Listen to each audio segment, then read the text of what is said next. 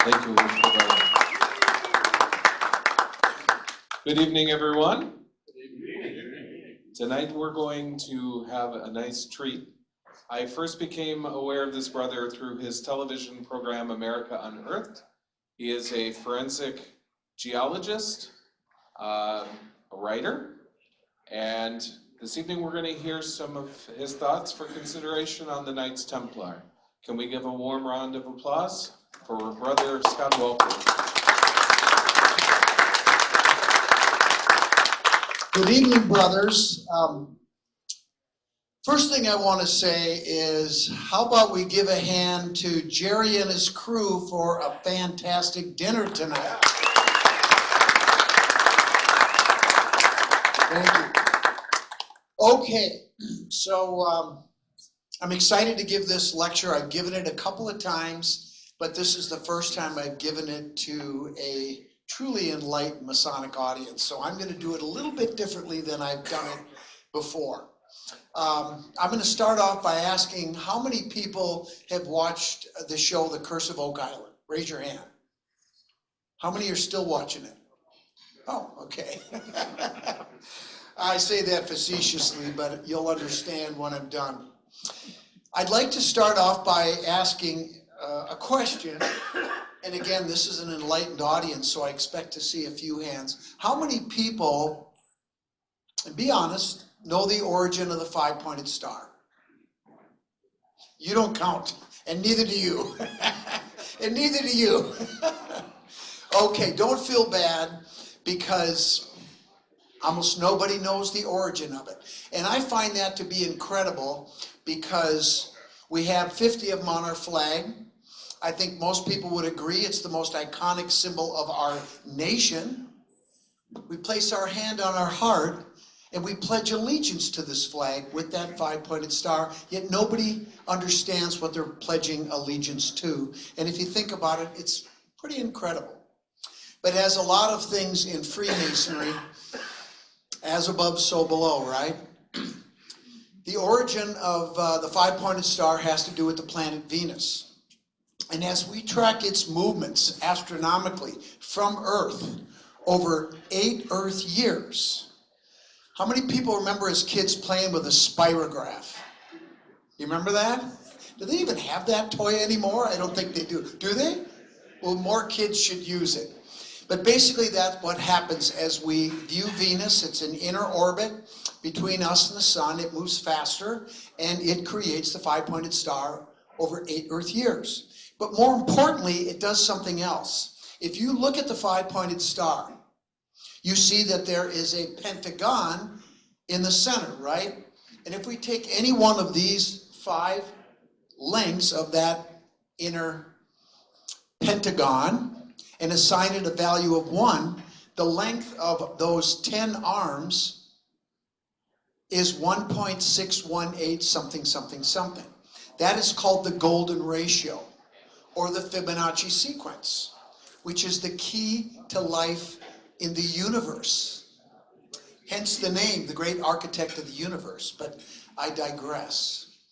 Now, when we look at it, probably the most iconic symbol of the golden ratio is the spiral, and the ever-expanding spiral that we see in the water when it goes down the drain when we shave or brush our teeth. It's in a wave, it's in a hurricane, it's in a galaxy that we see in space. It's found everywhere. It's found in our own bodies. In fact, if artists incorporate the golden ratio in their art, they will sell more art because it's in our DNA. And as you're looking and you see it, you will stop because you can't help it, because it's in us.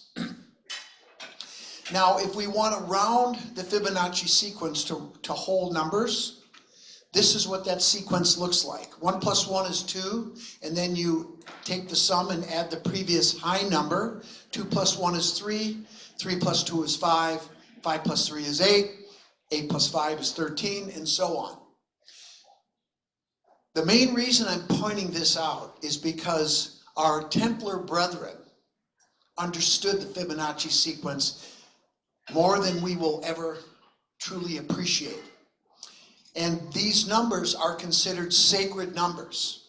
So when you see 5, 8, and 13 occur, this is what they're referring to, and that's why they're referring to it, because it is so sacred. I might also point out that as we go around the sun 8 times to make the 5-pointed star, how many times do you think Venus goes around? 13.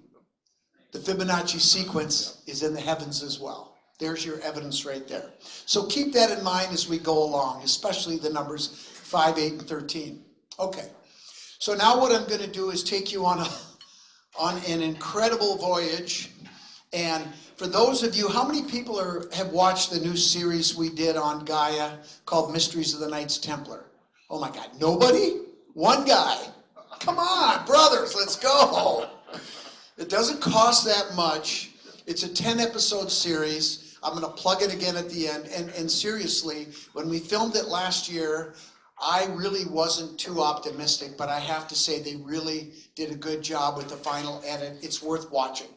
In fact, right now, since it's already aired from January to March, you can see the first episode for free, so you don't have any excuses, okay? Anyway, these AI graphics that you're going to see are from the show, and I was able to use them because I was co-hosting the show. But what we're going to talk about tonight, amongst other things, is something called the Cremona document. And my two close friends, John Freeberg and Terry Tilton, have worked with us on these documents I'm going to talk about for several years now. And we continue to vet them. And at this point, we can say that the external and internal evidence of these documents is standing up. We have not found anything to refute these documents in the record. The only problem we have is the human beings associated with them, but that's another story. In any case, the story of these documents began at Bannerman Island, which is on the Hudson River in New York City. Well, it's about an hour north of New York City. And Francis Bannerman was an arms dealer who was selling arms to both the North and South during the Civil War and after. And then his son, Francis Bannerman IV, was selling arms to anybody who would buy from him. He got in a little trouble with our government because he was selling to enemies that would be our enemies in World War I. But that's another story too. But that's where this island is. And they stored the munitions back behind the castle right over here. And in 1906, those munitions blew up. And they ended up in the water, primarily. And a guy you're about to meet, Don Rue on the right there, who's 81 years old now, who I first met in 2006 at a New England Antiquities Research Association conference. I was introduced to him by Zena Helper. And anybody who watches The Curse of Oak Island knows that name. Zena was a very close friend of mine, and I actually knew her before I knew Don, going back to probably 2002. Anyway, so Don and his best friend Bill Jackson on the left, and a couple of other guys used to go regularly to Bannerman Island, and they would scuba dive and snorkel off the coast of the island in the water, and they would recover those munitions and then go back into the Bronx and sell it for money. That was the reason they were there. At one point, Don decided to go to the nearest shoreline at that spot where he's standing there on the right to look on that shore to see if there was anything there, and he found 2 decorative ornaments that blew off the island from the flower gardens. Mrs. Bannerman was a gardener, and he collected those and he gave them to Bill, his best friend, because Bill's wife Muriel was also a gardener, and she put them in her garden, and away they went. That was in 1968. A year later, in 1969, Bill's oldest son, Mark, was 5 years old, and he was playing in the garden, and he grabbed one of these ornaments, he broke it off, it hit the ground, and it broke open. And there were 2 artifacts inside of that ornament. One was a clay tube, about 2 inches in diameter, about 4 inches long, sealed on either end with beeswax, and there were a couple of parchments inside with a very interesting message that took years to decode. But I want to talk about that brass disc that Don is holding there on the right.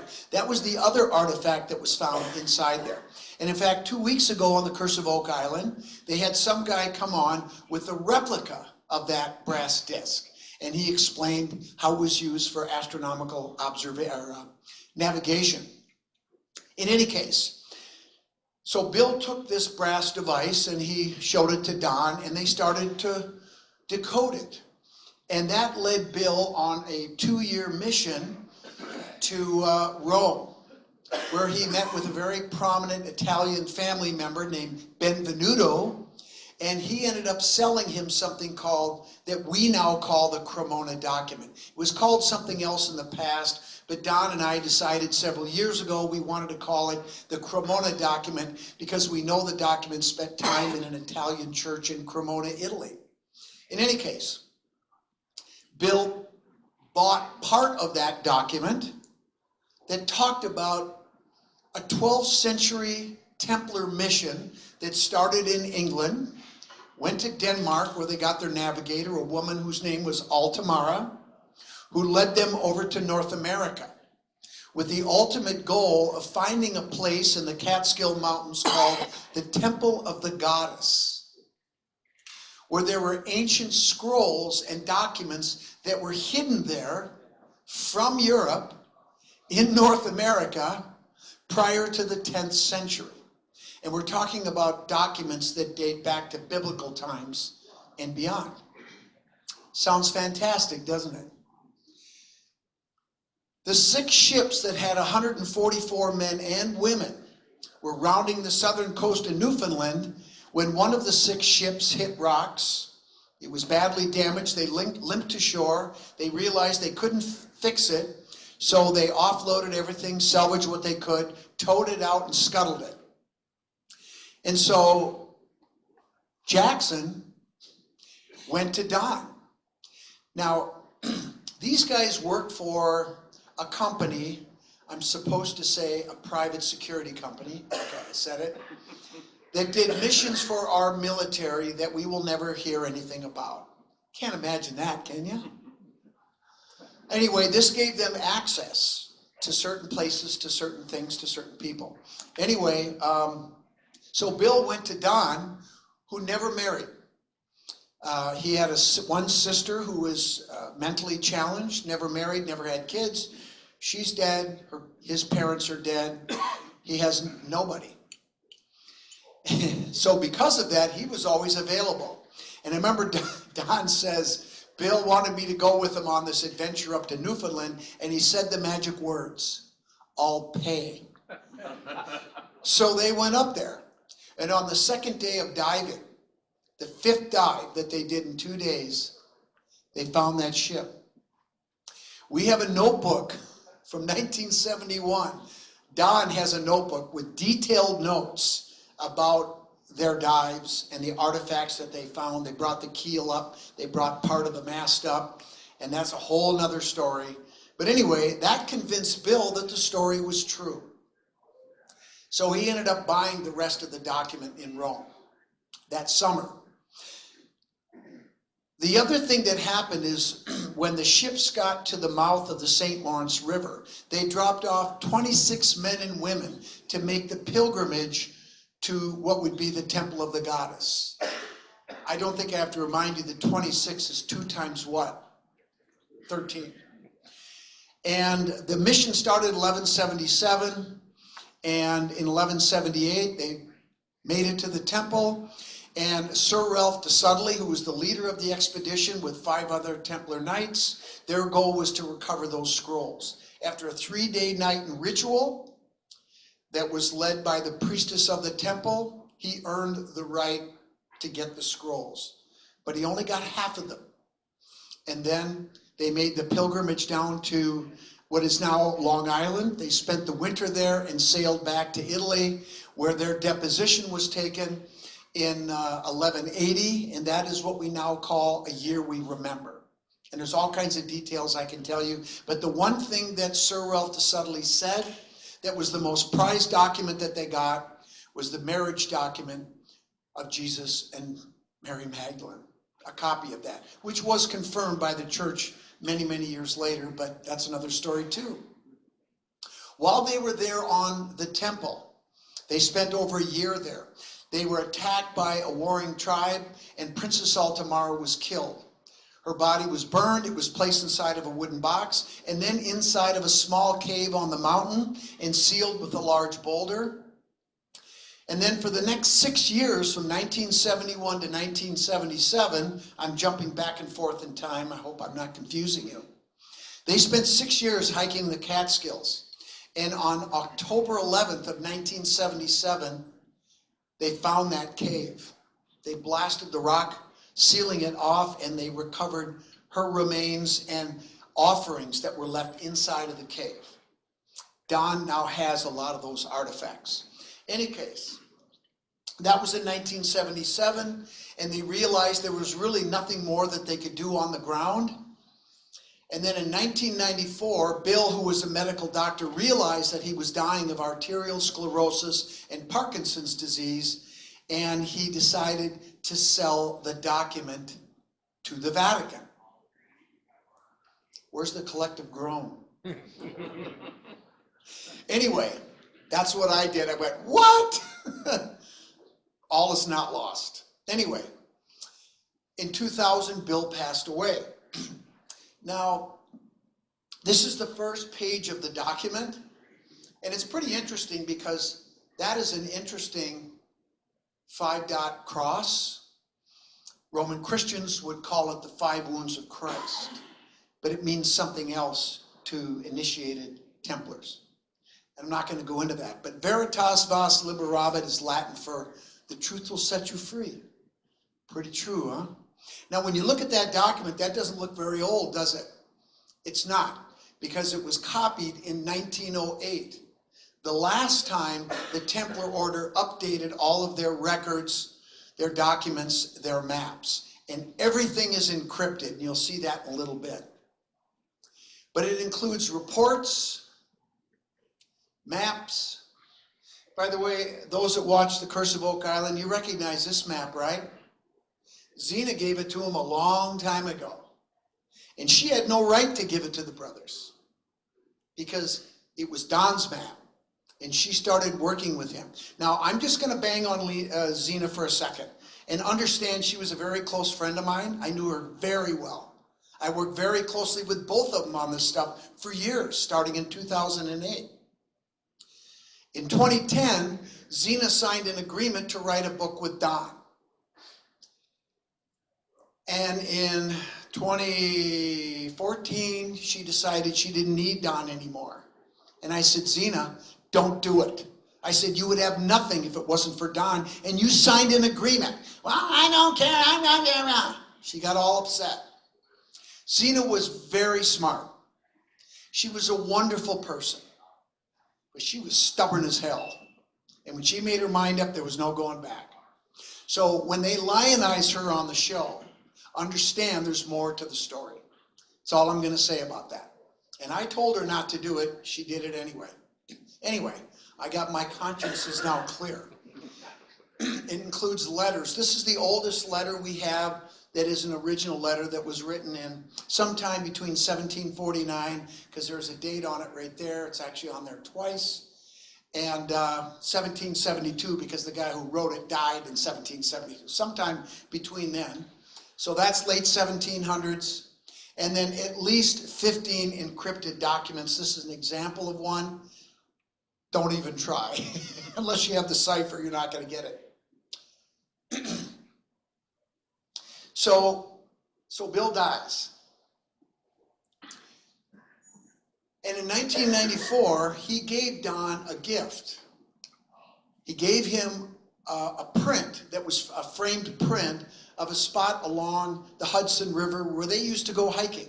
And Don always liked that print, so Bill gave it to him. What he didn't tell him is what he hid on the inside. And the funny part was Don was living in New York City at the time. He retired from his job, and then he moved up to Dover Plains, New York, upstate New York.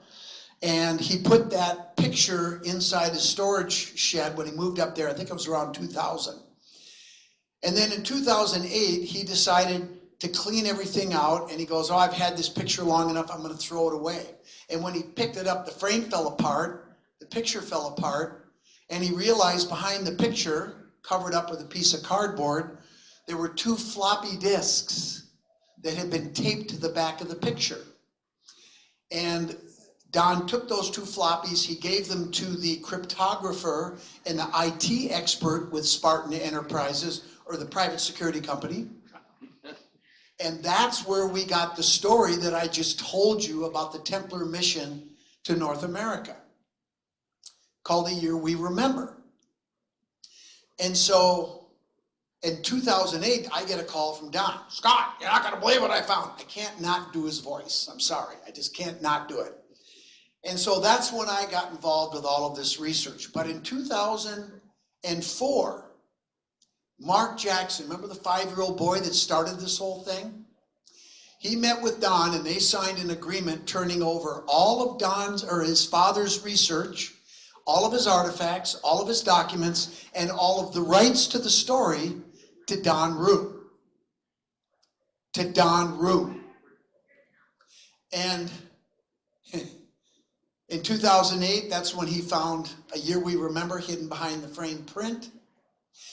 And then in 2017, I happened to be doing research out at the Newport Tower and looking at some other things on the East Coast, and I was driving back, I was by myself, and I said, I'm just gonna stop and see Don. So I stopped in to see Don. I said, how you doing, Don? I said, Don, I wanna get a drink of water. He said, well, go get one in the kitchen. So I go to the kitchen, and I look in the refrigerator, and here's a picture of Don standing with Rick Lagina and another guy from the Oak Island show. I said, what the hell? When did you see Rick Lagina? Oh, he was here a couple of weeks ago. I said, what was he doing here? Oh, he gave me this contract. You're in the TV business. I want you to read it and tell me what you think. So I read it. Well, this is great, Don. They want all of your artifacts, all of your documents. They're not going to pay you anything, but they'll let you come on the show. This is great. This is fantastic. You're going to give millions of dollars worth of content for nothing? For 5 minutes of fame? I said, I'd sign this right away. He goes, I'm not signing that. And then I went, well, how about signing this contract with me? And he signed it. So we signed it right there about doing this story and doing it the right way. Anyway, so then he goes, here, take a look at this. And he hands me an envelope. And inside, I pull out a map drawn by the same hand that drew those 4 maps, including the one that they use on the show. And then I pulled out another one, 2 maps. They're treasure maps. I'm like, oh my God. There weren't just 4 maps, there's 6 maps. Actually, it turns out there's 8 maps. And then the last thing I did was I pulled out this page that had Theban script on it. You guys ever heard of Theban script? It was an alphabet. It's a 1-to-1 letter substitution alphabet that the Templars used to use to encrypt documents. And it's full on one side, and on the back was a map. Now, what I didn't tell you about the year we remember is that before you get to the story of Sir Ralph de Sudley in 1177, 1180, there is a first-hand narrative written in 3 voices. In 1118, when the Templars were in Jerusalem, and they went under the south wall and found a tunnel system that led them to an underground ritual chamber where they found 4 ossuaries. Do you know what ossuaries are? They're bone boxes that the 1st century Essenic tradition would use. It was called the ossuary culture. That's how they buried their dead. Jesus' people. Anyway, inside those boxes, one of them contained gold bars, the second one contained scrolls, the third one contained 5 metal devices, 2 for navigation, 2 for construction, and 1 was a cryptex that you need to decipher the scrolls and read them. In the 4th box, they describe it as the bones of a man whose head was severed with a large, heavy axe. Written on the side of the box was the name Jan. There was no J back then. I think you know who we're talking about.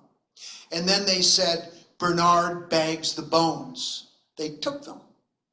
So that's part of the narrative that is before a year we remember. So, from that, what I conclude is that the order took and has the remains of John the Baptist, which isn't a surprise to me at all. In fact, one of the charges that the Templars were accused of by the church when they were arrested on that fateful day was worshiping the head of an idol. Apparently it was true. Anyway, at the top of that page that had the Theban script was a Latin word, two words, Alias Capitolina, which was the name of Jerusalem back 2,000 years ago. And it turns out that's the cipher phrase that you need to decode the document. So it turns out what Bill did, and in his narrative, he says page 1 is missing. Baloney. He took it out. So he basically sold the Vatican a worthless document. Now Bill's cooking with gas, right? In 2019, I got another call from Don. Actually, twice that year. One of his colleagues with the agency, John Drake, died and left 2 packages of documents. And then Don and I figured it out. Bill did not sell the document to the Vatican. He sold them enough of the material to get paid, but he pulled out the most important parts and he disseminated them to his colleagues in the agency with strict instructions upon their deaths. This material would go to Don Rue. That letter I told you from 1700s, that came from John Drake. John Lennon, not that John Lennon, he actually worked for Scotland Yard, and anytime a Spartan personnel would go to the British Isles, he was the liaison that would help them get their work done. He left a fantastic treasure hunt for Don that we went on, and we actually found something. I haven't told anyone about it yet, and I don't have time to tell you right now. In 2021, Dan Spartan's puzzle box, that box right there, Dan Spartan started the agency. He was the most brilliant guy that I never met. And I love the guy, and I wanted to meet him, and I told Don, and eventually I got a letter from Dan, and he said, "You will never meet me. I have retired. I live in Southeast Asia, and the man named Dan Spartan died the year I left." And then he wrote a letter and threatened my life. Not kidding. He basically said in this letter, "I don't want what happened with the Jewish woman to happen with you to my dear friend." And then he went on to describe how to make a car bomb in excruciating detail. And then he wrote, "And then when the Minnesota Bureau of Criminal Investigation tries to identify Mr. Crispy, they're going to have a difficult time." I live in Minnesota. It was a nice way of saying, don't screw my friend over like Zena did. Anyway, then the next letter I got, he heaped all this praise for helping Don and being his friend and all that. And of course, we're still buddies, so I don't think I'm going to die. I'm glad. Not from a car bomb anyway. Anyway, in 2022, Dave Ryan, the cryptographer, he left an encrypted message that talks about the book of the wars of the Lord. And if you Google it right now, you'll find out that it's mentioned in the Bible in Numbers, but that no extant copy is known to exist today. We have 2 parts of it. And if you want to know more about it at the end of this part, let me know. If you'd rather go, do something else, that's fine. I have it if you want to hear about it. It's pretty cool, but might be too long. So, that Dave Ryan message led us on another treasure hunt where we found a small treasure of coins and crosses, which I'm not going to go into because I just don't have time. And as we were hiking out, euphoric, because every time we find something, it helps support the veracity of the document. It doesn't prove that they're legitimate 100%, but it goes a long way towards helping to prove that. I run a lab, I do material forensics. One thing doesn't do it, especially when you're dealing with this kind of stuff. So we're hiking out, and we crossed a river, and our feet are all wet. And so we took a break, and I'm sitting there with Don, and I took this selfie. Don is 6'8", and nothing to mess with, let me tell you. So I look at Don, and I go, Don, is there anyone left? Are there going to be any more packages? And he just went, well, McMasters is still alive, but Bill couldn't stand him. He wouldn't have left him anything. And I went, so that's it. He didn't say anything, and a minute or two went by, and he goes, Bill had a girlfriend, Roberta. And that's a long story, which I'm not going to tell. But we tracked her down 6 months later. She's living in North Carolina, and she had just recently had a stroke, and you can see her handwriting is a little shaky here. It says, this is a copy. I keep the originals. There is more in the attic. When I find it, I will send it. Roberta AF. I'm not going to tell you her name. Well, I guess it doesn't matter now.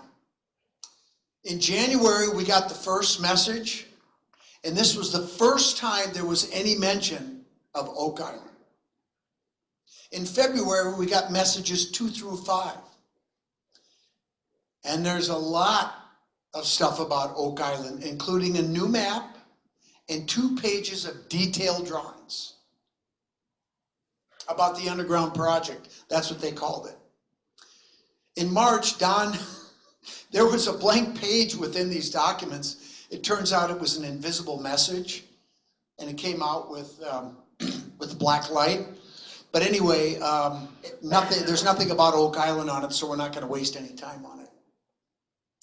In August of last year, Roberta had another stroke, and on the way to the hospital, she passed away. But we think we have everything from her. By the way, there's a couple more pages coming, but that's another story. I haven't seen them yet. Okay, so in the first message, this is for page 1 here. Remember, this stuff was all recopied at the oldest in 1908. And it took us a while to decode these things, but we've had so much experience with the other messages, we kind of know what we're doing now. It starts off with this phrase, the power of God is within you. Beautiful, right? And right on the money.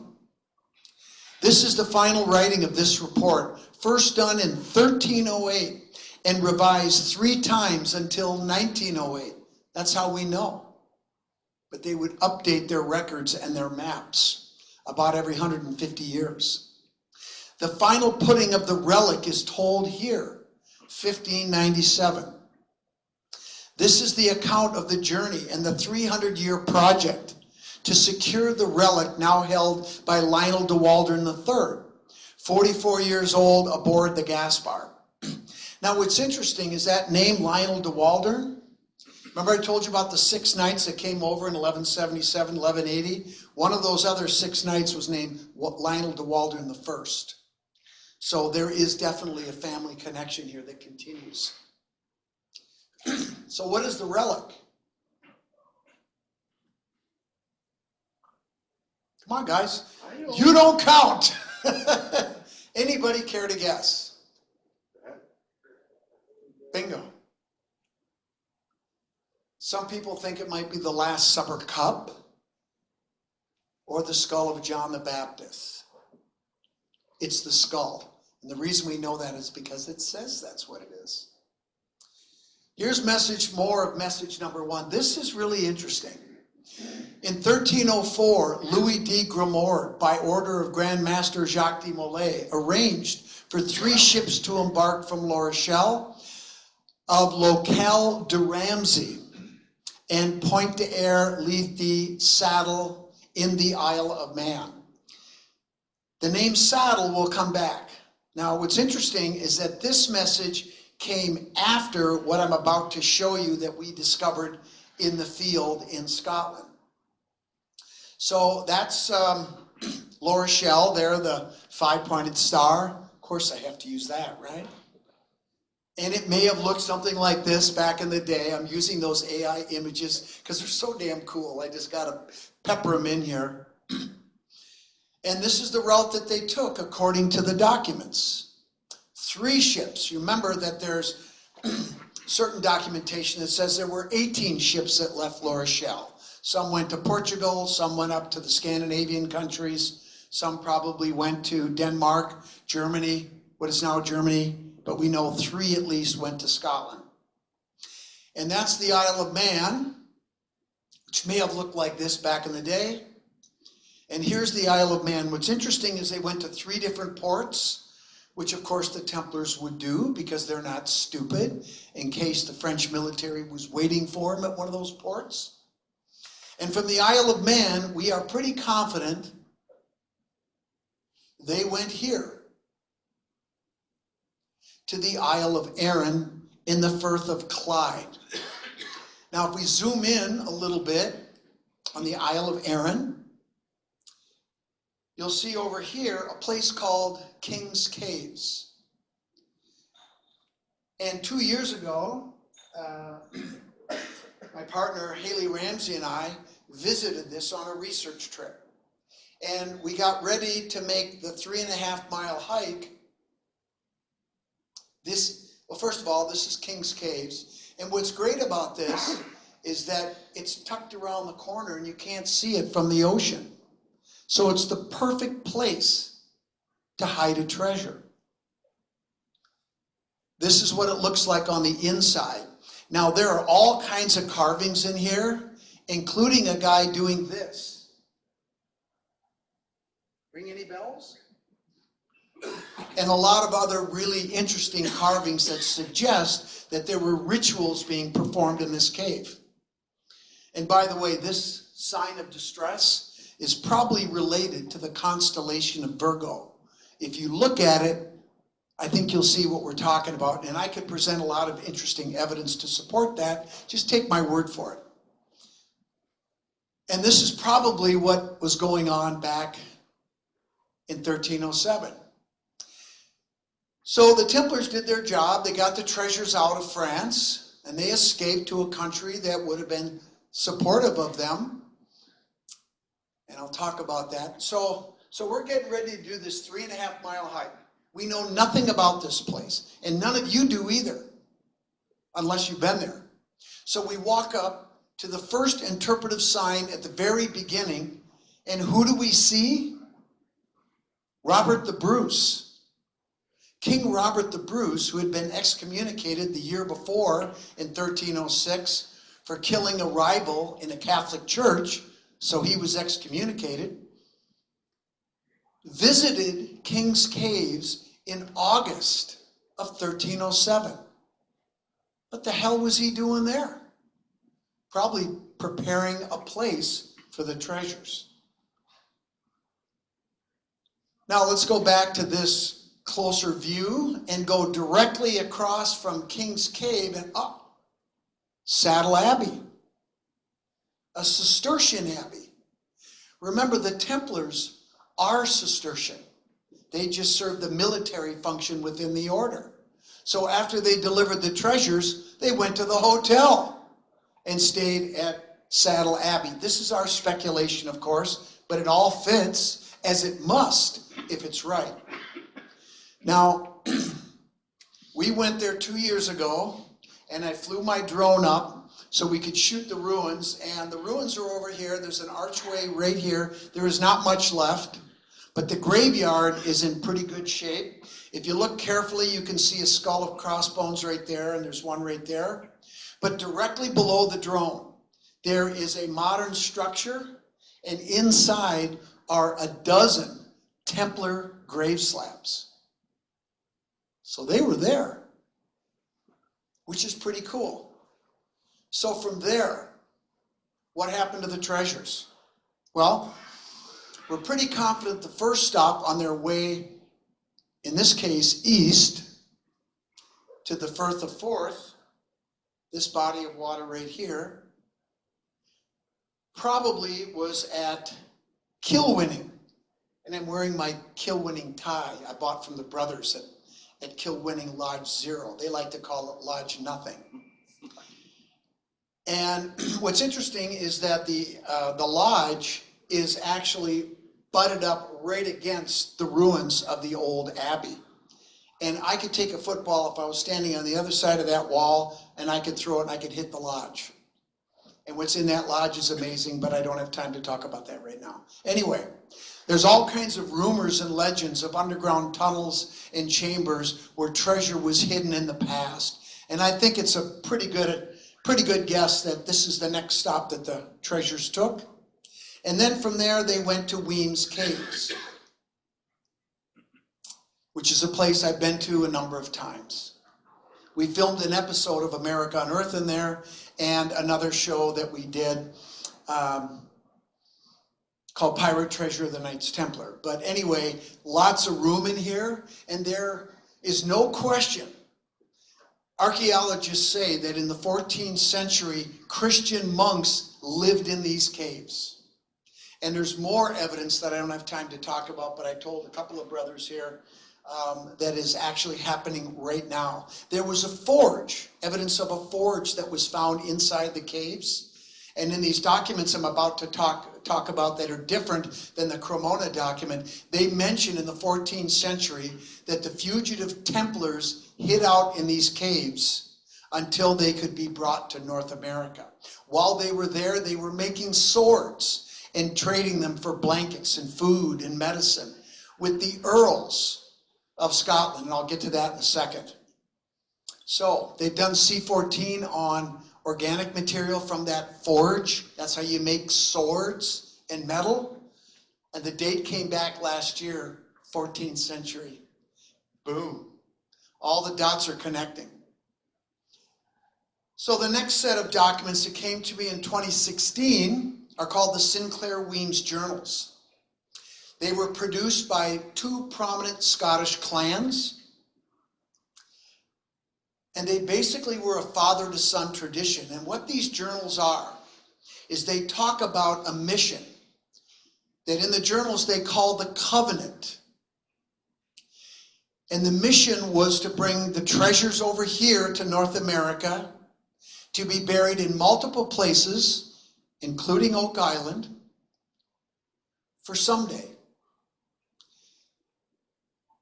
A place where the descendants of the Knights Templar could live free from the tyranny of the monarchs of Europe, free from the persecution of the Roman Catholic Church. Did those things ring any bells? That was the mission. And Earl Henry Sinclair, in 8 ships, came over in 1395 and 1398, and they brought the treasures over here, and they hid them in multiple places for someday. Then the obligation was passed on to his son, William, who didn't make it over because he spent most of his adult life in the Tower of London as a political prisoner. But then the obligation went to his son, who was William the Builder. Guys ever heard of Rosslyn Chapel? He built Rosslyn Chapel. And in these documents, he tells us why he built Rosslyn. You have to read the book. I don't have time for it. Anyway. But the obligation was you were to visit the Western lands to check on the treasures twice in your lifetime. Once with your father, once with your son. This went on for 15 generations. 5 in the Sinclair clan and 10 in the Weems clan. 417 years from the first entry to the last. 20 volumes, 13 in Latin, 2 in Old English. The last 5 are in Modern English. And one map, this map right here, a lambskin map that I've held in my hands. And what's interesting is on the lower right leg of the animal, and it's zoomed in over here, we have a date in Roman letters of 1395. The navigator and cartographer of that first trip over was Antonio Zeno, the Italian explorer, ship captain, cartographer. And he made this map, which I can't show you because it tells you where the treasures were put. We think there could be something still there. What's interesting is he made his sigla, Antonio Zeno, But I want to point out something very interesting. You see that fish symbol circled? And you see the M and the way they're connected? You know what that's the symbol for? Virgo, the goddess. Pretty interesting. If this is fake, this person was very enlightened. So here's an entry from John Weems Jr., the last guy to write in the books, who died in 1812. In 1769, he wrote, "My ancestor, the Earl of Weems, was most explicit in his writings. He admonished each generation of the family to continue the role of guardian for the covenant. He explains that it is a covenant between the family of Weems and Sinclair to protect the Holy Templar treasure that was secreted from France to the caves of the Firth of Forth beneath the Weems Castle. This was done to safeguard it when the Templars were persecuted and expelled from their homes." This is from Earl Henry in 1395, before they left, or as they're leaving. "We leave this daybreak from Kirkwall for the western banks with the blessing of King Robert, the Bruce, with the support of the herdmen who will oversee my obligations and Orkney's while I am gone. Our goal is to find a better route to the empires of China, further south than the ice-covered lakes." How the hell did they know about the Great Lakes? Because they had been there before, many times. "And suitable land for settlement beyond the boundaries of Greenland, which we visit in our journey." That's the old spelling of Greenland. For settlement. This is part of that mission. They were coming over here to stay. "We also travel with 120 remaining Knights Templars, descendants of those at Bannockburn under my grandfather's rule, in search of a free Templar state." Descendants of those at Bannockburn. You guys know what Bannockburn is, right? The greatest battle and victory in the history of Scotland. And there's legends that Knights Templar helped them turn the battle in favor of the Scots over the British. These documents confirm that that legend is true, if these are real. "We search for suitable places to transfer the Templar treasure hidden in Scotland." Okay. So in Spartan's box, there was a map. Map 8, that has 13 parts. And they're all treasure maps where they hid everything over the centuries. It's incredible. And it was on an animal skin that was about 2 feet by 3 feet in dimensions. Spartan retired in the South Pacific, and he lived on a houseboat in Southeast Asia that's very hot and very humid.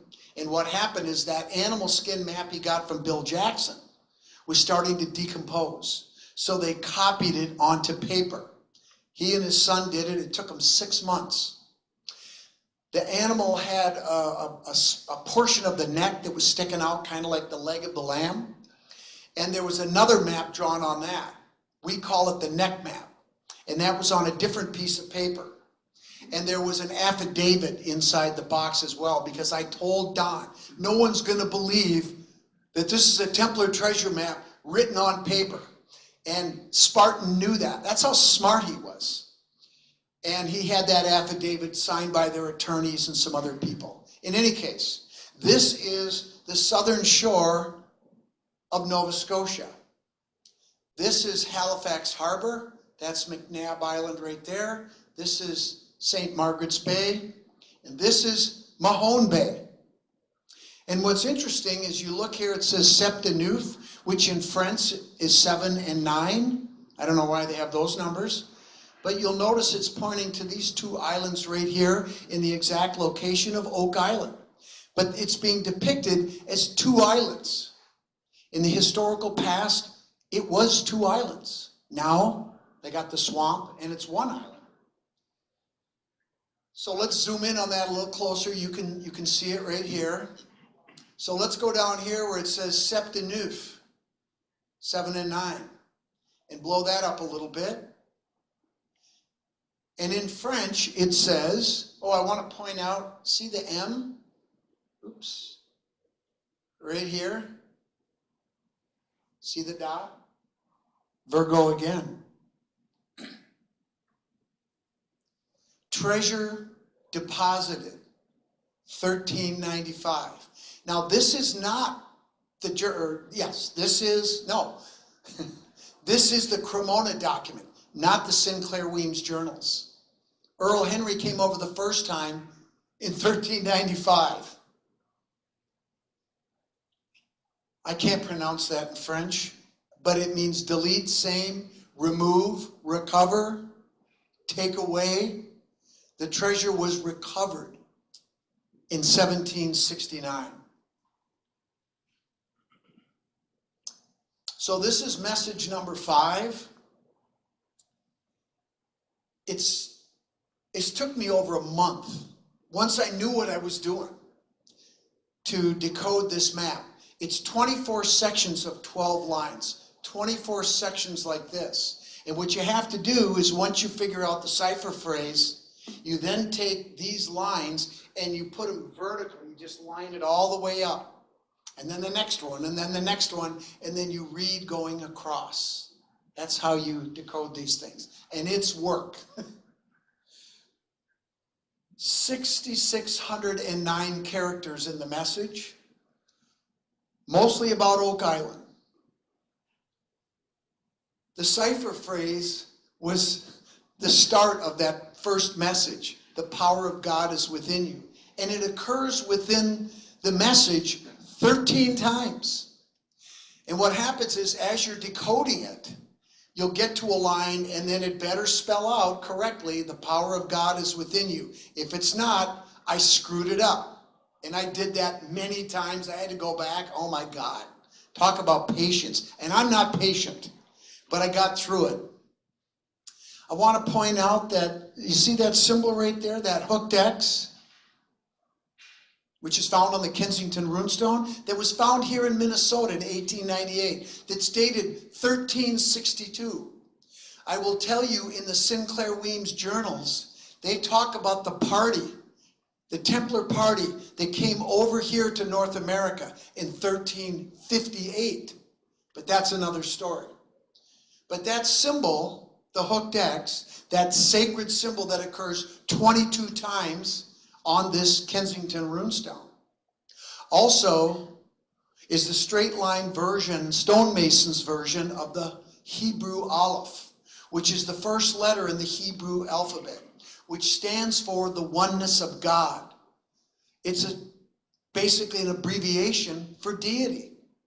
And the reason it occurs on every one of these messages and all through both sets of these documents is the person that wrote this is acknowledging deity to bless and protect these documents. And I don't know who the hell could have known about that, except for me, and I didn't do it. This is part of message 5, the long message. 21 have died on the project. A cask bottom is fitted around the hole for a tight fit. Now the system is to be tested. This is the end of the message. The Mickey Macs bring us squash, beans. There's, every time the power of God is within you, I put it in the message because it's like a memory for me. And maize ground. The natives call these the 3 sisters. The food, the important food to the indigenous people. We kill 14 bear and 16 deer. We share with them. They show us how to make coats and clothes. It is $13.95. That is consistent with what is on the neck map, the same date. Corroborates. These are the pages of drawings of the underground works, which I'm not going to show anybody because it'll get right back to the brothers and they'll use this content and they'll have a whole bunch more seasons. But I'm not going to give them millions of dollars worth of content for nothing. And we've contacted them. They never got back to us. Anyway, not doing it. So if you do buy the book and you see that, that's why. Anyway, this is message number 3. And that's got some great stuff in it too. In 1769, same date as on the neck map, Captain Timothy McLaren landed on the seaward side of the small island. He saw it was one big island with a marsh. The 6 stones were located, and the formula led them 500 feet to the now huge oak to which he attached a block and tackle on a limb overhanging well 3. Although the mechanism was old, it still worked, and the remaining gold and coin were brought up. Everything was hastily filled as there was a settlement on the mainland. After 1 month and 1 week, his ship returned to take him and 55 men with the treasure. It's gone.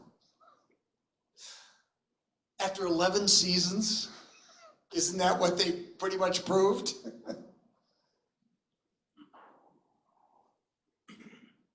A wood box sealed with pitch was built 3 feet long and 14 inches wide and 1 foot high for the relic box, and some gold bars and coins. Once many know of the project, Lionel and I only know the relic is not in the box. And in a different message, it tells us where they actually put it. But too many people knew, so they were given orders to pretend it wasn't put in there.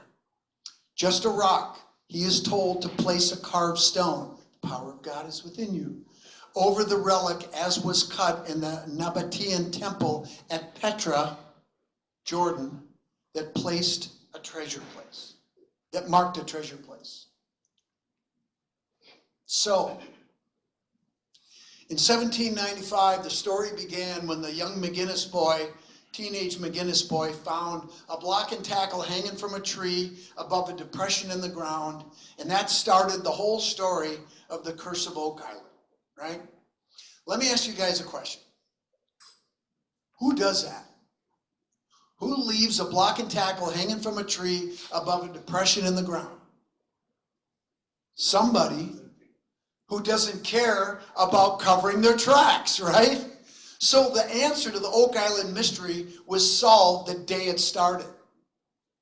But it's more fun to believe in a treasure, isn't it? That's why they've gone 11 seasons of nothing, going on season 12. Because I'm convinced that human beings have a treasure gene. That even if there's 1/10 of 1% that treasure might be there, we're going to keep looking. But they found some buttons. Yeah, and those are some pretty damn good buttons too, let me tell you, brother.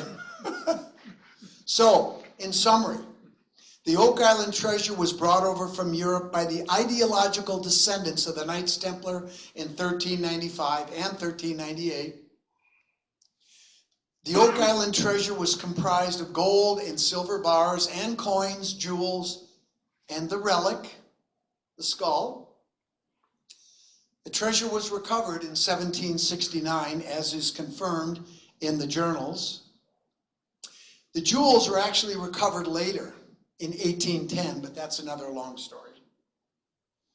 The treasure, one of many caches hidden in Nova Scotia, was used to help fund the American Revolution. And thanks to our brother John Freeberg, who dug into that a little bit, and you should write about that someday. And this slide is to remind me of something very important. When Earl Henry and his men came over in 1395 and 1398, they bonded with the indigenous people. About 10 years ago, I participated in a Midday Wind Sweat at the invitation of a Masonic brother and past Grand Master of Knights Templar in Canada, Bill Mann. Do you guys know him? He's half indigenous. He's half Ojibwa and half French. And I participated in a sweat. And when it was my turn to ask questions, the medicine man said, "Scott, go ahead." And I said, "I'd like to ask you questions about the Knights Templar." And he said, "Oh, you mean our blood brothers?" It went pretty good after that. But one of the things that he told me is when the Vikings came over here, the Norse, starting in the 9th century all the way up till about 1050 or so, he said that the Algonquin tribes, of which the Mi'kmaq, Mickey-Macs, and others are part of, went south to meet with their Iroquois historical enemies, the Iroquois. And they met in council and said, hey, these white people, they're real assholes. They don't respect our culture. They don't want to trade with us. They just take and do what they want. So the Iroquois went up and wiped them out. That's why they didn't come back, because the natives wouldn't let them. Less than a century later, the Templars came over. But they were different. They respected their culture. Natives, do you guys know that the natives practice Freemasonry just like we do? It's called the Medewin. The secrets they pass on are basically about medicinal plants and what's going on up there. And it's the same death and resurrection ritual that we do. It's actually pretty cool. And so they bonded through ritual and intermarriage. And the natives basically told Earl Henry, gold and silver means nothing to them. You are our brothers. You want us to guard these treasures? We'll do it, because you are our brothers. And they did that for over 400 years. Every time the next generation came, they would meet, have feasts, and share and trade with the brethren. And the knights who stayed behind, they all intermarried with the indigenous women. They're pretty hot too. So there is a reason why the Templars were able to operate in North, Central, and South America for 4 centuries.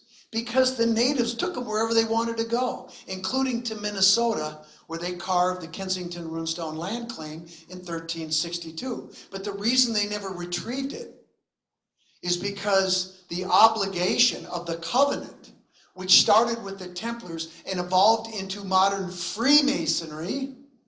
And if there's ever a question that there's a connection between the two, there is no more question. They handed that obligation off to our founding fathers who finished the job. Didn't need to recover the runestone, because here it is, and we're living in it. And hopefully it will continue. I'm confident it will. So I want to share one more cool story with you guys. And I give all credit to Brother Bill Mann, who, as he was going through the line in Knights Templar in Canada, at one time he spent time as the Grand Archivist. And when he first became the Grand Archivist, somebody pulled him aside and whispered in his ear and said, you know, the brother that you're taking over for hasn't given us everything yet. Now, he wasn't trying to keep it or sell it or anything like that. It had nothing to do with that. He was 92 years old, and he was guarding it. So Bill went and met with him. And he said, brother, you need to give me everything.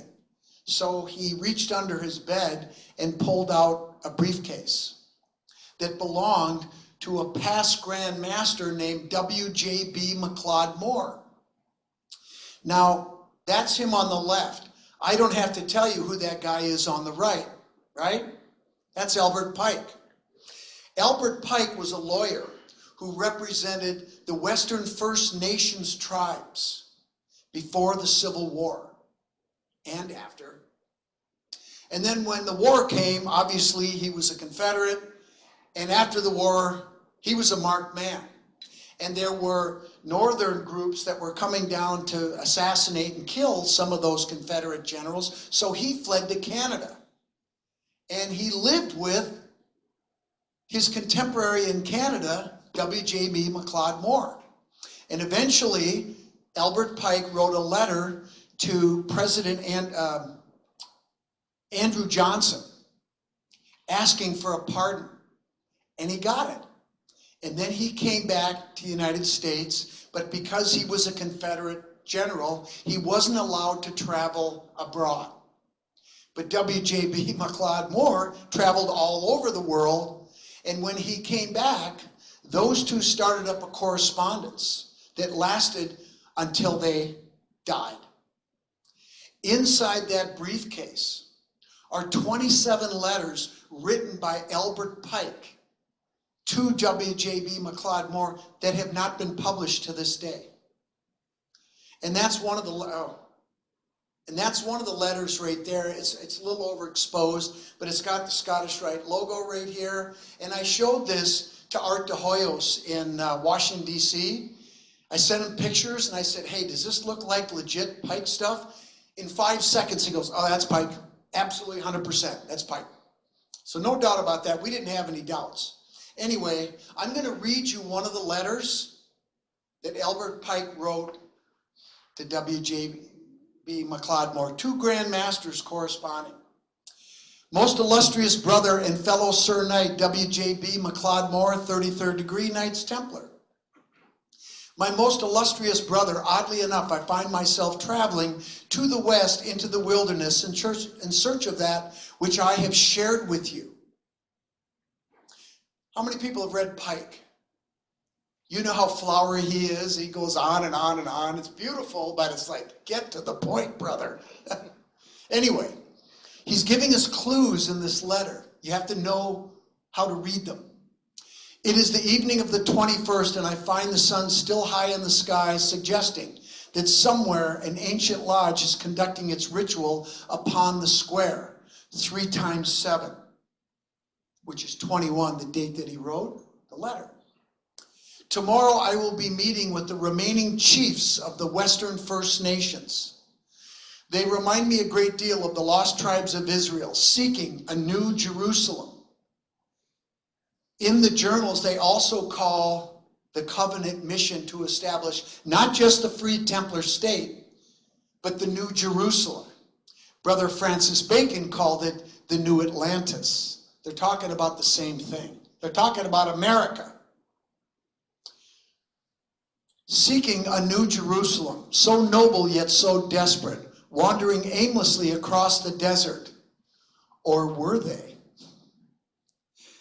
Brigham Young understood this and ventured forth to the prime meridian, seeking the same as you and I. That's where Brigham Young University is in Salt Lake City. It's on the prime meridian.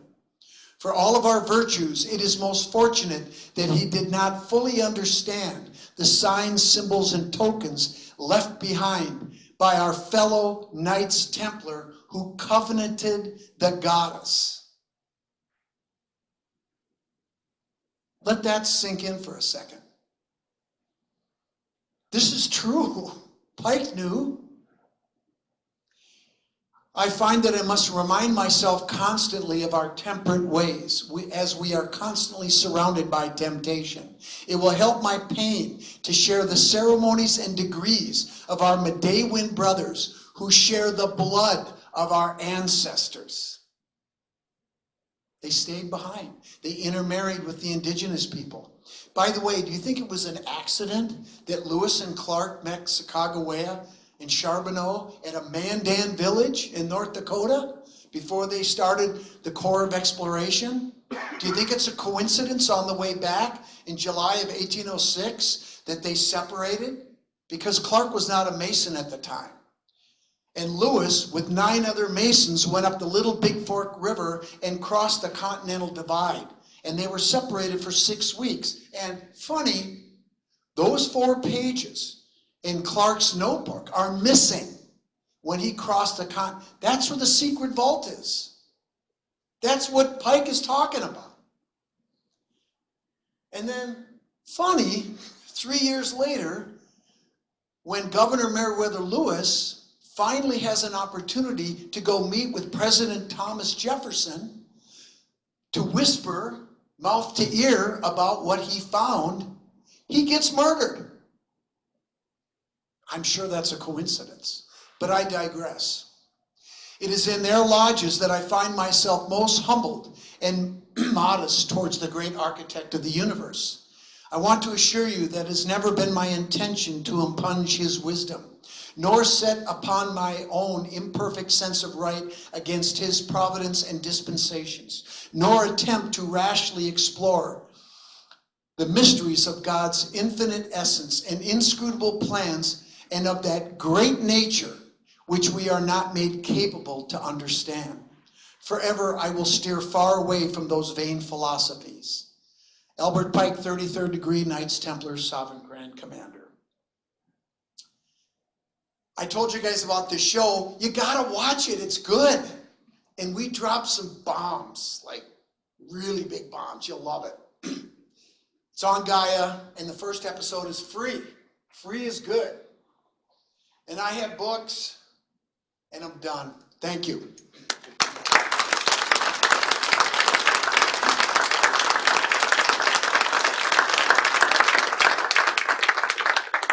That was a lot, wasn't it? Any questions? Fire away. Yeah. So the first few hiding places that you showed us seemed to be natural caves. Mhm. And they may or may not have been slightly altered by Yes. Yep. Inhabitants, but they're very expedient places.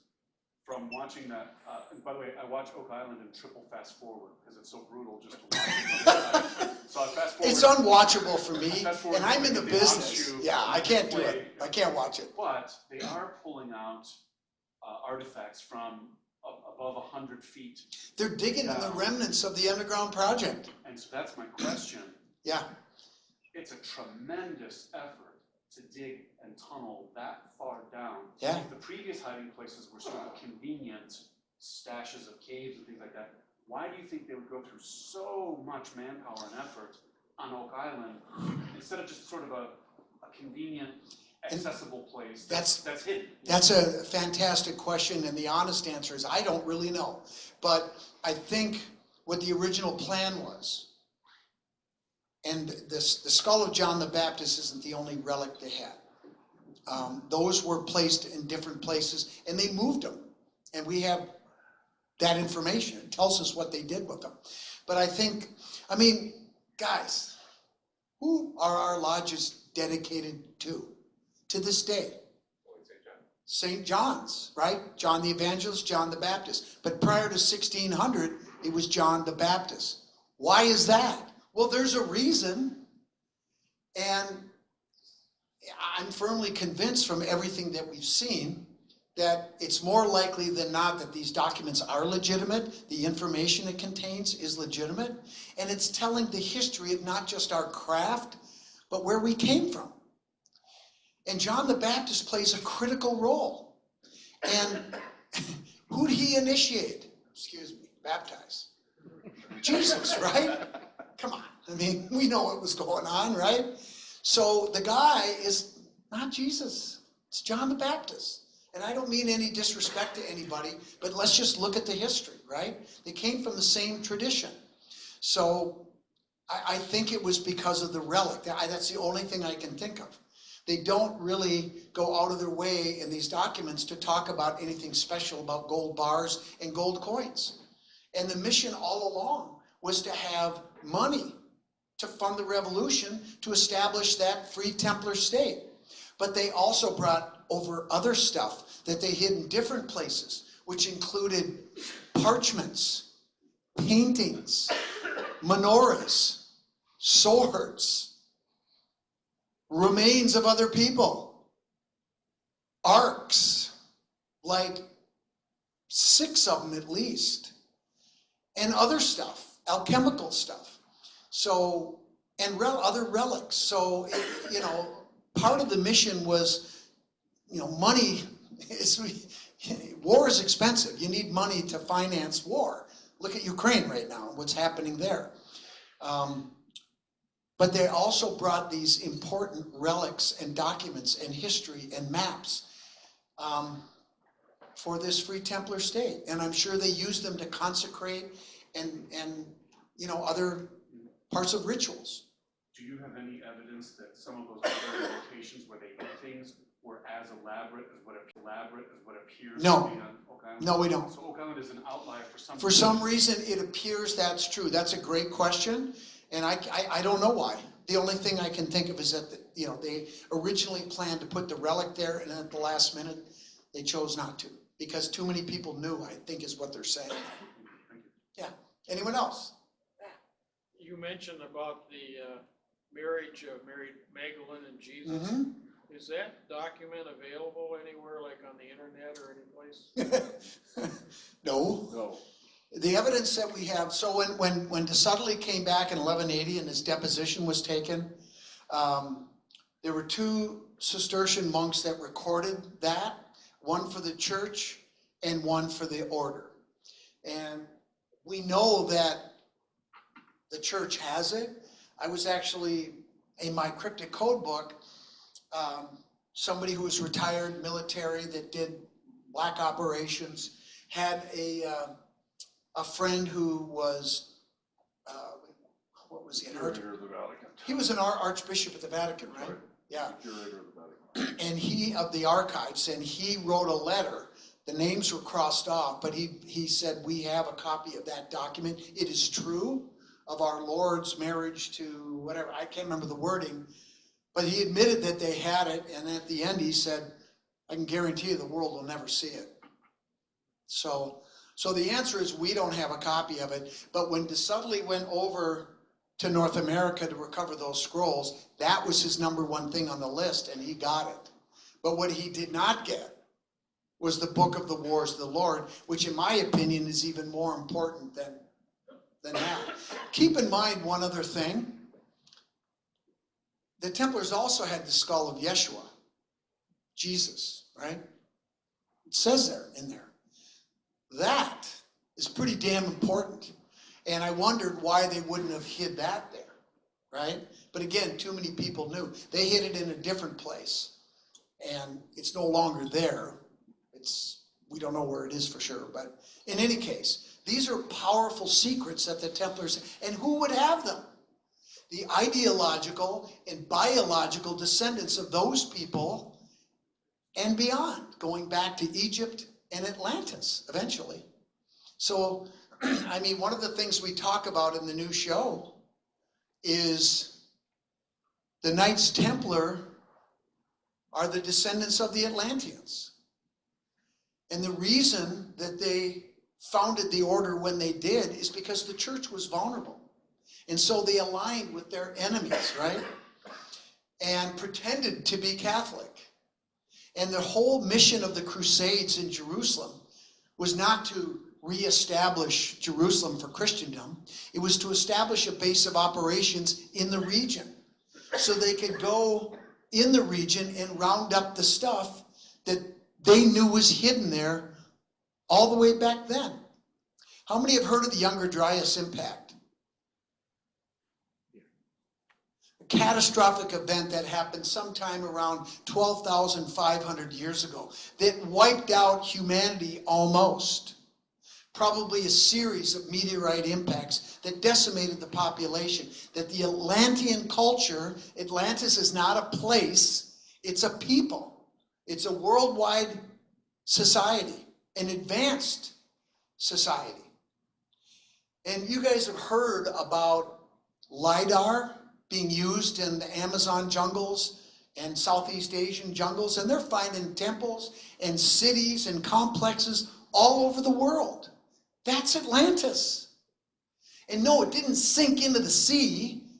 After the impact, we had massive glacial ice that melted and sea level rose between 300 to 400 feet and drowned most of the societies that existed back then because they lived along the oceans. That's where the food is. So what's going to happen, I'll tell you right now, mark my words, it's already happening. The Great Pyramids of Giza, the temples in Central and South America, and here in North America, are getting older and older and older. And I guarantee you, I'll buy everyone in here a beer if I'm wrong. They're going to go back to 13,000 years and beyond, to the Atlanteans. And that's the story that we talk about in this new show. And this conference that I'm going to be attending next month, called the Cosmic Summit, that's the central theme of that conference. And when I spoke there last year and I talked about this, the organizer nearly crapped his pants. He couldn't believe it. And I said, well, you know what the symbol of the Atlanteans was? An equilateral cross. You know what their colors were? You know what the colors are. What? Red and white. Red and white. Yeah. And in a lot of these old carvings you see going back to the Assyrians, you see them with these crosses. And there's a lot of work being done on this thesis right now. It's new, but hey, I'm a geologist. I love the impact theory. I can work with that. And it all makes sense. And it all fits, as it must. If it's true, the evidence has got to fit if the thesis is correct. And this one so far, everything fits. So, one other thing I would like to say is that getting back to the indigenous people who guarded those treasures that eventually would fund the revolution and the founding of America that we're all living in. In 1770, John Weems Jr., remember I told you the last guy to write in the journals? Benjamin Franklin was in charge of the effort, along with some other brothers,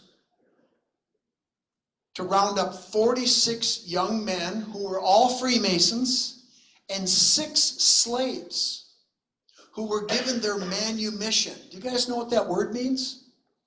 You know what it means. It means to give a slave their freedom for helping with this work.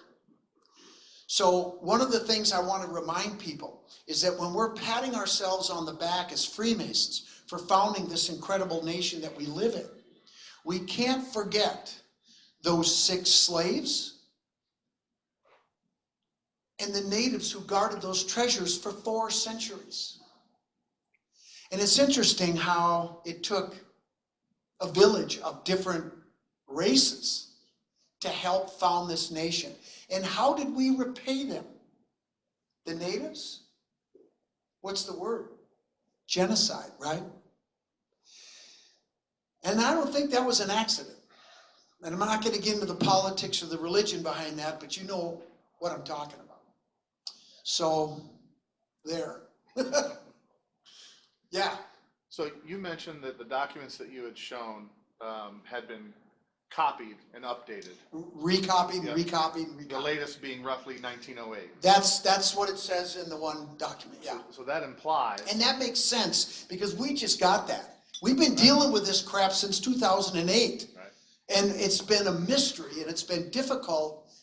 And all of a sudden we get the answer. It's like, oh, everything fits. So that implies that there's been a continual organized Templar effort up until at least 1908. Who is that? It ain't over. It's just beginning again. Yeah. So there you go. Hey, who's clapping back there? You giving away a secret over there? Come on now. So I'm just going to ask you guys a question. If you want, and I don't think you'll regret it, if you guys will give me like 10, 15 more minutes, I would like to share with you, if you want, remember when I told you that Don and I were sitting in the woods and I took that selfie? We found a small treasure. Something was hidden there, probably in 1656. It's called the Book of the Wars of the Lord. You guys ever heard of that? Okay. Remember, there's no extant copy known to exist in the world today. But we have 2 parts of it. And if you want, I'd like to read some of it to you because it'll blow you away. Okay, hold on. Let's just do it. If you don't want to, it's fine. You can take off, go have a beer. You won't offend me at all. Give it to me. Here we go. Okay. So I told you, so one of the documents that Bill sold to the Vatican was written out. It's the Book of the Wars of the Lord. It says it right here. So it was written in the Book of the Wars of the Lord. So it was recopied, right? So we have photos of it. Because one of the things that Jackson's son gave to Don was an undeveloped roll of 35 millimeter film. So that picture of the maps, that was on this roll, as was this and some other things. It's what he sold to the Vatican. We have pictures of it all, so we still have it. Completely lost, mentioned in Numbers. So it's in the Bible. It's referenced in the Bible, but it's not in the Bible. Or not anymore. You should mention that there's 12 other books that are also mentioned, that are lost. That are lost. 12 other books that are also lost. True. So as part of this, I just want to read this. The goddess wisdom has commanded us, and we have obeyed, but we set not foot into Edom. Then a cloud descended from heaven, and out from the cloud, quote, these are the people of the Lord, and I am their goddess. So the Lord and the goddess are companions, equal. You will depart this place or be destroyed, for I do battle this day for the sons of Dan. The leader of the Edomites sent forth his chariots into the shallows of the river. Then did a silver beast descend from the cloud in the likeness of a great bird, and spat bolts of lightning from its wings into the water, and the horses of the chariots died. And the men of the chariots shook as with palsy, fell to the waters and drowned. Then a great flame emitted from the mouth of the beast, and the host of the Edomites were consumed. Edomites, my bad. So I'm not going to go into this long story about how this document was found. It's a great story. It was found in 1980 in a cave. And it was a zodiac cipher with letters all lined up like this. And it had an anagram. But Don and those guys couldn't figure it out back in 1980. When we opened the Spartan box, we got a clue and we tried it and we figured out the cipher. It was New Amsterdam. And we just decoded this a couple of years ago. And Don has been waiting 40 years for this thing to be decoded.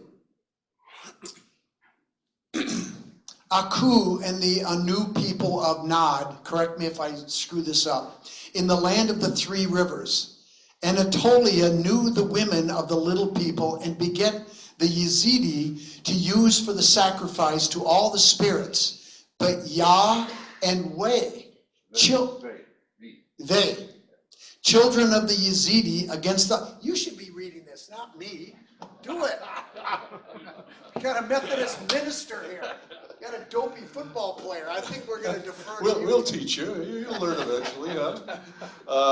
Yah and Vei, children of the Yazidi, against the law of Aku. They begat two childs, Adam and Eve, who became us. So Aku tried to kill them.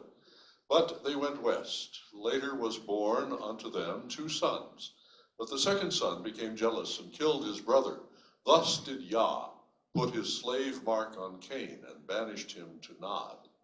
There was he seen as the property of an Anu, so was not put to death, but made to work in the fields of Aku, but Yah and Vei's slave in Nod.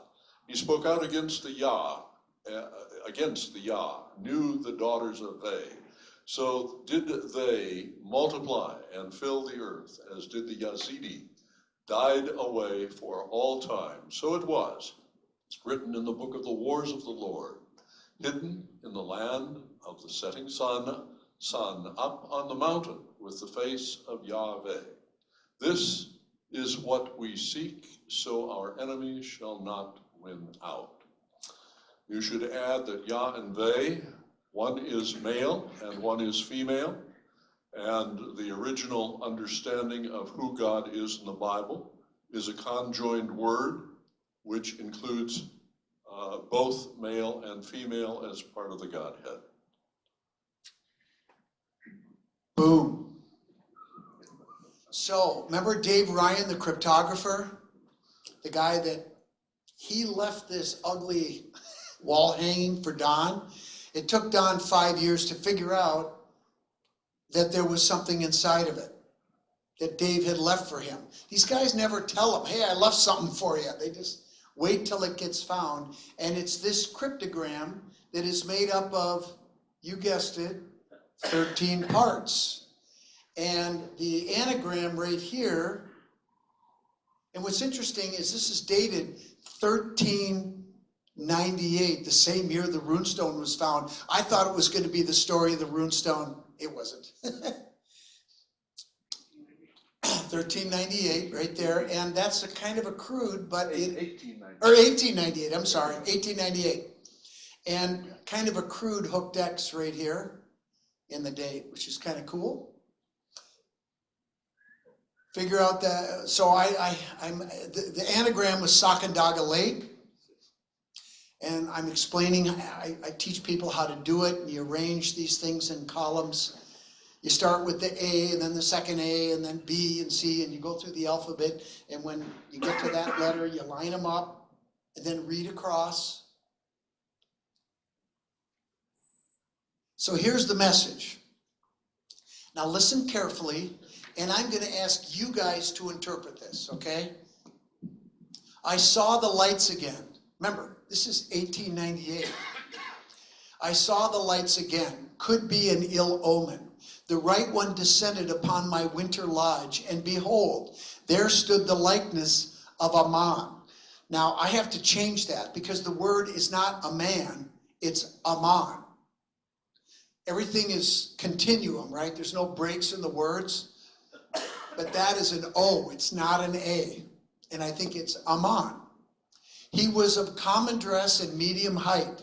He had about the eyes shone a light blue. Okay, what the hell? How do you interpret that? Now, the word Amon is probably better interpreted friend, not man. Not man. I agree. Okay, we'll come back to that. I'm not going to read all this, but this is taking you on the journey to go recover the book of the wars of the Lord from the spot where we went. And by the way, each time he meets somebody, he has to give them a password, and they have to give him the right response. Wonder where that came from. It has come to pass that I have now unto my own 2 stone of gold ore, with which I have stilled little thunder. That's his fiance. So now I know the lights are of angels, yet they are not of the Lord. Some are of his brother.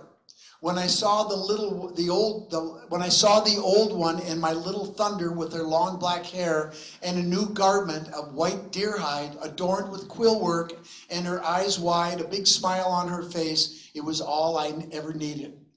The old one and Octalani, that's Choctaw for blue eyes, embraced me, and together we walked to the lodge. So has passed the scroll of the wars of the Lord from the world of men. Know by the sigil of my ancestors all I write is true. Talico, which means gray eagle, and CLY. So, when you look at all this collectively, I draw 2 conclusions.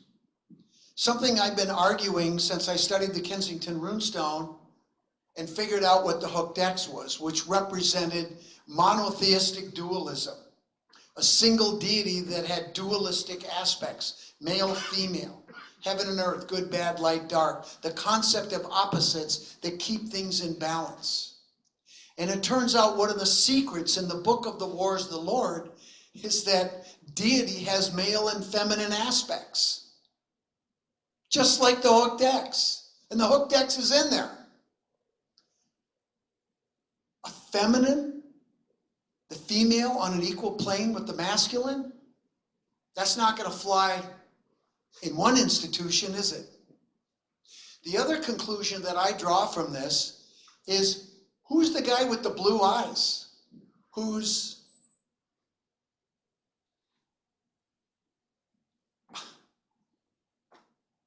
Octalani? It's got to be an alien, right? The silver beast that descended from the clouds like wings like a bird, spatting lightning bolts. What's that?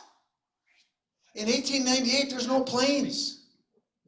The light descended on the winter lodge, and there stood the likeness of Ammon. How else can you interpret that? Let's just say we're right about that. Let's just pretend we're right. This is 1898, and apparently they came and took the book back. Why? Were we ready for these concepts in 1898? Hell no. And it makes me ask the question, why is this coming out now? Is it time? I think we're ready for the dualistic aspects of the Godhead being equal, male and female. I don't have any problem with that. Why should we? And we're hearing an awful lot about extraterrestrials nowadays, aren't we? So maybe it's not an accident that these documents are coming forth now. I don't know.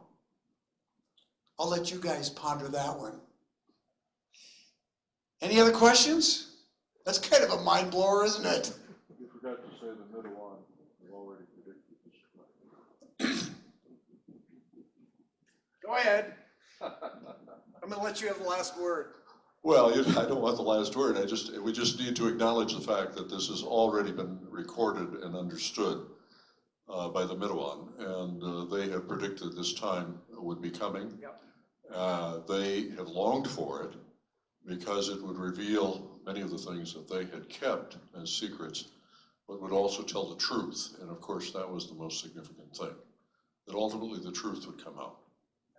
And we have a tremendous amount of knowledge today in many different places. We have a lot of people that seek knowledge only after their own prejudices. But we're talking about something that's far deeper than that.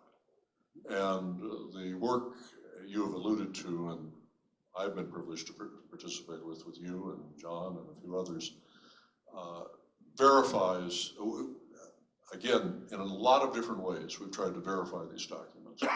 And we can find nothing that, in fact, contradicts them. We find many things we can't prove. We find many things that archaeologically we have not found yet. But the people, the places, all exist exactly as the documents are, and with a depth of description and intricacy that you'd have to ask yourself, how is it possible that they could be forged? I don't know.